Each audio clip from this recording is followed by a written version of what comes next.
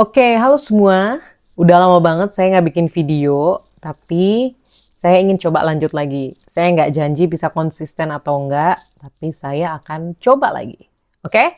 Dan terima kasih banyak untuk teman-teman yang memberikan komentar, baik dalam bentuk pertanyaan, atau masukan, atau berbagi pendapat, atau berbagi pengalaman, karena itu memberikan ilmu juga bagi saya. Nah, pada kesempatan kali ini saya ingin merespons komentar dari DRWYA410. Komentarnya seperti ini. Ini dia mengomentari video saya tentang rekomendasi kartu kredit untuk pemula dan cara naik limit. Kata dia, konten kayak gini bagus biar masyarakat melek kartu kredit. Lumayan buat bantuan modal usaha tanpa jaminan dan malah bunga 0%. Nah, karena sekarang saya sedang cukup padat juga bikin usaha kecil-kecilan yang mana jadi alasan juga buat saya kenapa saya cukup sibuk tanda kutip. Sebenarnya sih bisa aja menyelingkan waktu untuk bikin video di Novia Kelana ini. Cuma di beberapa bulan terakhir akhirnya saya berjualan kartu bola dengan cukup serius. Pembelinya ya cukup lumayan. Saya jualan di Tokopedia, saya jualan di eBay juga. Makanya cukup padat lah. Ditambah dengan kerjaan lain saya. Jadi ya begitulah. Adalah skala prioritasnya. Dan pengalaman berjualan kartu bola ini juga bisa sekaligus merespons komentar dari DRWYA410. Kenapa? Karena saya pun membeli kartu-kartu bola sebagai inventory untuk toko saya juga menggunakan kartu kredit. Kenapa? Karena untuk membuat arus kas saya itu tetap lancar. Jadi betul emang jatuhnya mungkin mengutang dulu ya, kayak meminjam dana dulu gitu. Tapi plus poinnya dengan kartu kredit, pinjaman itu bisa dicicil 0% dan cukup mudah lewat aplikasi. Seperti misalkan saya di salah satu bank biru, tahulah bank apa. Saya beli kartu bola lewat atau dengan kartu tersebut. Nah, setelah udah masuk tuh di aplikasi transaksinya, saya tinggal pencet aja ubah cicilan dan ubah 3 bulan. Selesai deh. Terus sambil nyicil, saya juga sambil jualan langsung listing lagi di Tokopedia atau eBay-nya. Nah, kalau jualan tentu kita mengincar profit dong. Kita berusaha untuk punya profit agar bisa melangsungkan penjualan kita. Terus karena kartu bola yang saya jual itu tidak hanya satu, ya kan? Meskipun kartu yang saya beli ini sekarang di kartu kredit belum terjual, tapi kan ada kartu bola lain yang udah lunas atau saya beli dengan cash gitu kan.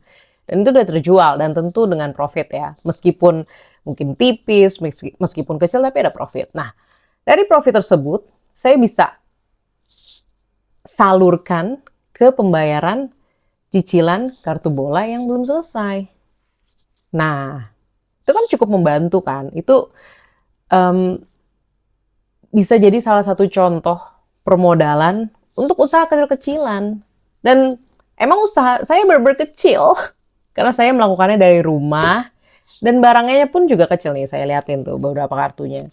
Emang ada kartu tenis juga. Itu kartu-kartu aja sih.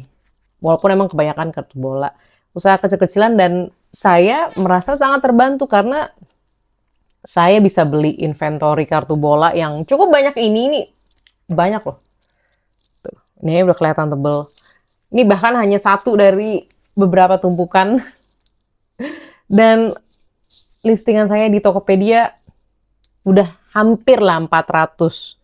Yang mana menurut saya lumayan banget. Apalagi saya baru bener-bener coba mulai jualan tuh bulan April, Mei, Juni. Ya emang udah agak lama sih. Tapi kan saya sambil kerja juga, jadi nggak bener-bener full time. Dan itu saya bisa bilang cukup, bukan cukup, sangat terbantu dengan kartu kredit. Kalau misalnya ya contoh kita coba pinjam di KTA gitu misalkan. Ya bisa aja sebenarnya, cuma setahu saya bunga KTA tuh cukup tinggi ya. Apalagi dibandingkan dengan bunga kartu kredit yang bisa 0%. Kayak misalkan saya beli kartu bola. Kartu bola ingat ya, harganya bisa sangat premium. Apalagi kalau pemainnya yang luar biasa dicari, luar biasa GOAT. Seperti misalkan ya Lionel Messi. Yang harga kartunya tuh sempat ada berita kan, terjual sampai 1 miliar. Dan itu benar terjadi. Ya tapi saya nggak sampai level itu ya. Misalkan saya beli beberapa kartu, terus di total harganya 2 juta. Ya udah, masuk ke aplikasi saya 2 juta, saya langsung ubah cicilan 3 bulan, 600 ribuan, hampir 700 ribu lah saya bayar per bulan. Dan itu cukup membantu cash flow saya dan membantu inventory. Dan itu 0% ya, sekali lagi. Jadi nggak ada biaya-biaya lain. Udah gitu, saya belinya dengan kartu kredit yang co-branding dengan maskapai. Jadi setiap pembelian saya, dan untungnya kartu ini cicilan pun juga dihitung untuk penukaran milesnya, karena nggak semua kartu itu bisa cicilannya dikonversi ke miles. Jadi saya sambil nyicil bisa, dan dari cicilan tersebut saya juga tetap dapat miles. Banyak plus-plusnya banget. Nah, itu menurut saya ya. Mungkin kalau teman-teman punya pengalaman serupa atau pengalaman yang berbeda bahkan, boleh banget loh sharing di kolom komentar. Kalaupun misalkan terbantu dengan ini atau mungkin masih bingung dengan cerita saya, boleh banget juga langsung tulis di kolom komentar. Ya itu aja, sekian respon saya. Terima kasih sekali lagi, saya sangat apresiasi komentar dari DRWGA 410. Betul, melek kartu kredit lumayan buat bantuan modal usaha, tapi kita juga harus selalu ingat untuk berhati-hati, untuk waspada. Jangan sampai penggunaan kartu kredit kita tuh melebihi pemasukan kita per bulan. Jangan sampai benar-benar besar pasak daripada tiang. Emang ngomong ini enak gitu, cuma jujur secara praktek itu tidak semudah yang kita omongkan, yang kita kira. Jadi benar-benar teman-teman harus hati-hati banget ya. Dan sebenarnya menurut saya, ini mungkin buat saya ya, tapi dengan bisa mencicil dengan kartu kredit, itu memberikan semangat tersendiri buat saya.